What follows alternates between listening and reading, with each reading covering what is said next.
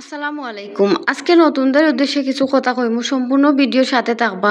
তাইলে কিছু, কিছু জিনিস শিখতে পারবা যেটা আপনারা জানা নাই। যারা জানা আছে এরা ভিডিওটা এভয়েড করলে সমস্যা নাই। তো সব আছেন নি বালা? আলহামদুলিল্লাহ আছি বালা। আমি আজকে কিতা, কিতা রাঁধছি ওটা আপনারা লগে শেয়ার করলাম। তো প্রথমে আমি আলু ভর্তার লাগি আলু কাটিয়া আমি প্রেসার কুকারে বয়াই দিলাম দেখরা।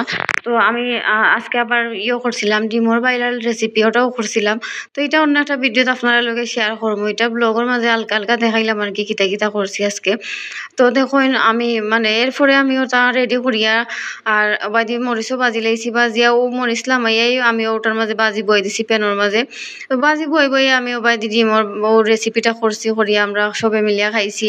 তো খুবই মজা লাগছিল। তো আপনারা যে প্রথমেই কইছিলাম আমি একটা জিনিস আজকে নতুনদের উদ্দেশ্যে কইমু। তো আমরা যারা নতুন কাজ শুরু করছি এরা কিন্তু প্রথমে সবকিছু না জানেই আমরা মানে একটা ইনকামের আশায় লাভের আশায় আমরা কিন্তু আমরা যে আইডি ফেসবুক আইডি চালাই ওটারই আমরা প্রফেশনাল মোড অন করিয়া কাজ শুরু করছি। তো আমরা যে সময় কাজ করতে করতে একটু অভিজ্ঞতা হয়ে গেছে এই সময় কিন্তু আমরা কিতা করি ও প্রফেশনাল মোড অন করা থাকা অবস্থায় আমরা একটা পেজ খুলি। জানছি যে সময় পেজটা কি ইনকাম ভালো হয়। তো আমরা যে সময় পেজ খুলি এই সময় প্রফেশনাল মোড অন থাকলে কিন্তু আমরা সমস্যা হইব। আপনারা অনেকে জানেন না, অনেকে জানেন। তো যারা জানেন এরার লাগি নাই, যারা জানেন না এরার লাগি। প্রফেশনাল মোড অন থাকলে যদি আপনার আইডিত কোনো ইস্যু হয় তাইলে কিন্তু আপনার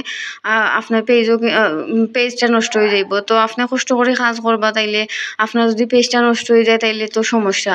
তো আপনারা কিতা করবা যদিও আপনি প্রথম থেকে আইডি থেকে শুরু করে দিবা কাজ। তো আপনি যেহেতু আবার পেজ খুলতে চাইবা যে সময় আপনি জানতে পারবা পেজও বালা বালা কাজ করা যায়, পেজও কিছু নিয়ম বালা দেয়।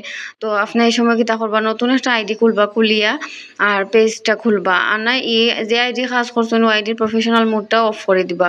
প্রফেশনাল মোড অন রাখে কোনো সময় আপনার পেজ খোলা যাইবা না, আপনার পেজও সমস্যা হইতে পারে। আপনার আইডি ইস্যু আইলে পেজও ইস্যু আইব। আর দেখুন আপনারা করে করি আমার রান্নাটাও প্রায় শেষের দিকে।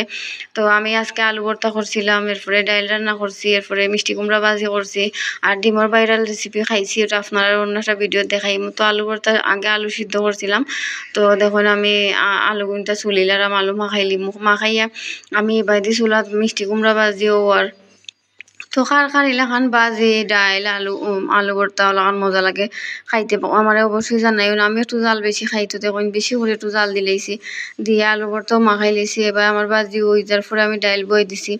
তো আমি যে কথাটা কইছি কথাটা আপনারা খার কাজও লাগছে অবশ্যই জানাইন। ভিডিওটা কেমন হয়েছে জানাইন। আমার সম্পূর্ণ ভিডিও দেখার লাগে সবরে অসংখ্য অসংখ্য ধন্যবাদ। তো দেখুন আমি ডাইল কিলার আনছি। ডাইলও আমি প্রথমে লবণ পেঁয়াজ হলুদ মরিচ ওটা দিয়া জাল দিলেইছি পানি একটু বেশি দিয়া যাতে পরে আর পানি দেওয়া লাগে না। জাল দিয়ে আমি পরে তেলের মাঝে হলুদ পেঁয়াজ রসুন দিয়া বাগার দিছি। তো এলাকান ডাইল খাইতে কিন্তু খুব মজা লাগে। পরে একটু বিলাতি ধনিয়ার পাতা উপরে ছিটাই দিলে খুব সেন্টায় আর কি বিলাতি ধনিয়ার পাতা দিলে।